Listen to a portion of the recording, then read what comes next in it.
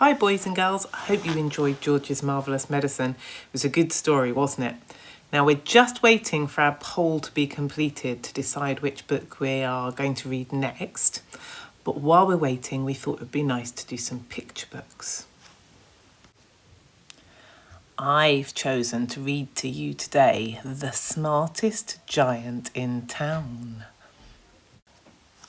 I've chosen The Smartest Giant in Town for a particular reason. That is because your challenge today is to do a story map. We've done them before in school, do you remember? What you have to do is think about all the places that the main character visits, where they go and what they do, and what is the setting that they're in. I want you to think really carefully as you're listening to the story about all of the places that the giant visits. George was a giant, the scruffiest giant in town. He always wore the same pair of old brown sandals and the same patched up old gown. "I wish I wasn't the scruffiest giant in town," he said sadly. One day, George noticed a new shop had opened in town. It was full of smart clothes, so he decided to go in. He bought a smart shirt, a pair of smart trousers, a smart belt, a smart stripy tie, some smart socks with diamonds up the side, and a pair of smart, shiny shoes. "Now I'm the smartest giant in town," he said proudly. George left his old clothes behind in the shop. He was about to go home when he heard a strange sound. On the pavement stood a giraffe who was sniffing sadly. "What's the matter?" asked George. "It's my neck," said the giraffe. "It's so very long and so very cold. I wish I had a warm scarf." "Cheer up," said George, and he took off his stripy tie. "It didn't match my socks anyway," he said, as he wound it round and round the giraffe's neck.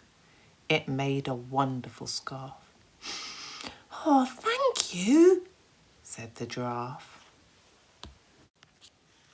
As George strode away towards home, he sang to himself. "My tie is a scarf for a cold giraffe, but look me up and down. I am the smartest giant in town." George came to a river. On a boat stood a goat who was bleating loudly. "What's the matter?" asked George. "It's my sail," said the goat. "It blew away in a storm. I wish I had a strong new sail for my boat." "Cheer up," said George, and he took off his new white shirt. "It kept coming untucked anyway," he said, as he tied it to the mast of the goat's boat. It made a magnificent sail. "Thank you," said the goat. George strode away singing to himself. "My tie is a scarf for a cold giraffe. My shirt is on a boat as a sail for a goat. But look me up and down. I am the smartest giant in town. George came to a tiny ruined house. Beside the house stood a white mouse with lots of baby mice. They were all squeaking. "What's the matter?" asked George. "It's our house," squeaked the mother. "It burned down and now we have nowhere to live. I wish we had a nice new house." "Cheer up," said George. He took off one of his shiny shoes. "It was giving me blisters anyway," he said, as the mouse and her babies scrambled inside. The shoe made a perfect home for them. "Thank you," they squeaked. George had to hop along the road now. He didn't mind. As he hopped to himself, he sang.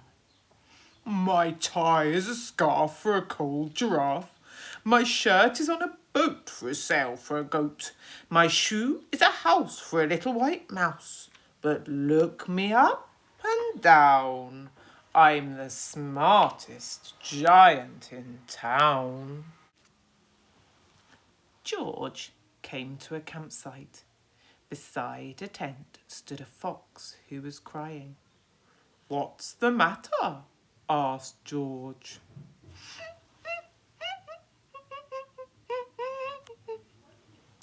"It's my sleeping bag," said the fox. "I dropped it in a puddle. I wish I had a nice, warm sleeping bag."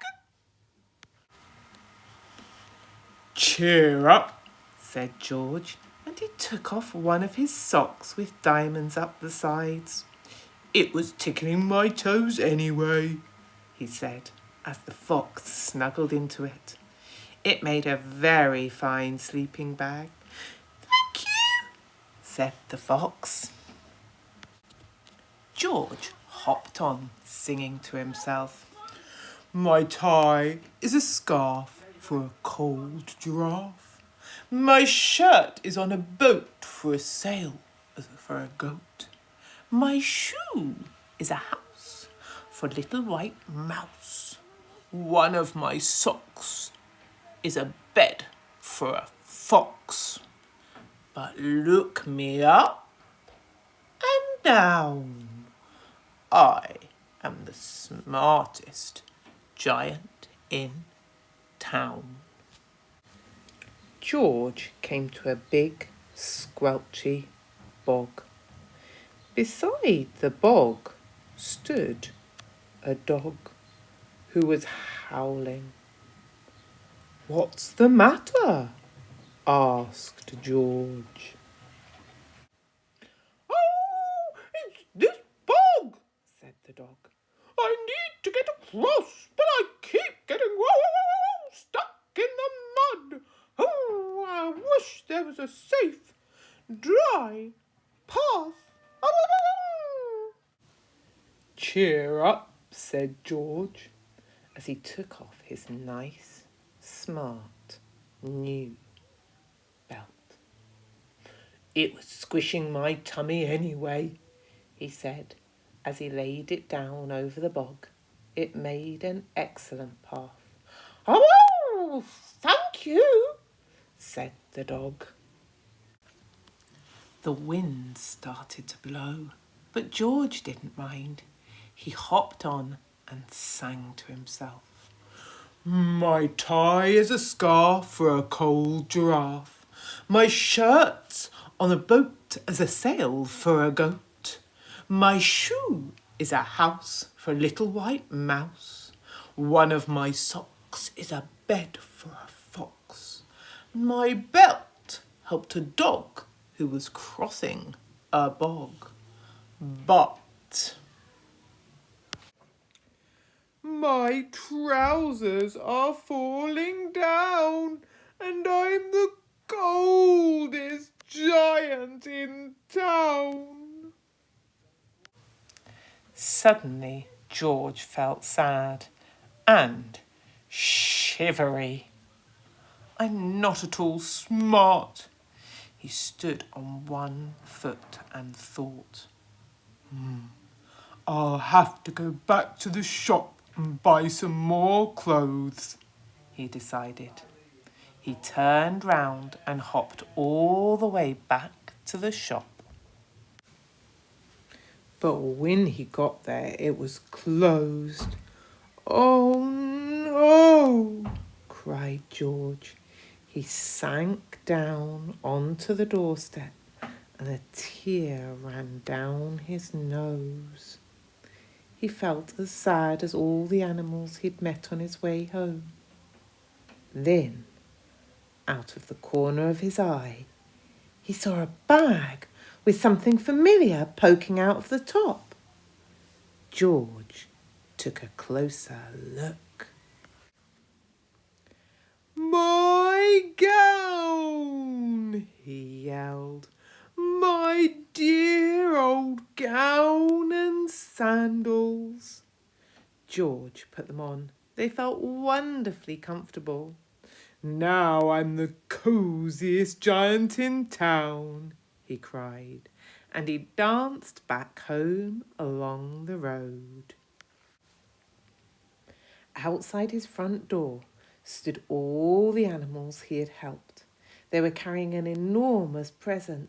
Come on, George, they said. Open it. George untied the ribbon, and inside was beautiful gold paper crown and a card. Look inside the card, look inside the card. Look, look, look, look, George, said the animals. George put the crown on his head and opened the card. Inside, it said, your tie is a scarf for a cold giraffe. Your shirt's on a boat as a sail for a goat. Your shoe is a house for a little white mouse. One of your socks is a bed for a fox. Your belt helped a dog who was crossing a bog. So here is a very fine crown to go with the sandals and the gown of the kindest giant in town. So would you prefer to be the kindest giant or the smartest giant? I know which I'd prefer to be. Right, your challenge, a story map. We've done them before. You have to think about all of the places that the giant visited, all the things that he saw. It's just basically a big picture, one big picture telling the story that we've just heard. Good luck. I'd like to see them posted on the achievements if possible. Colour them nicely, and if you want to label them, try and pop some amazing adjectives on as you're labelling them.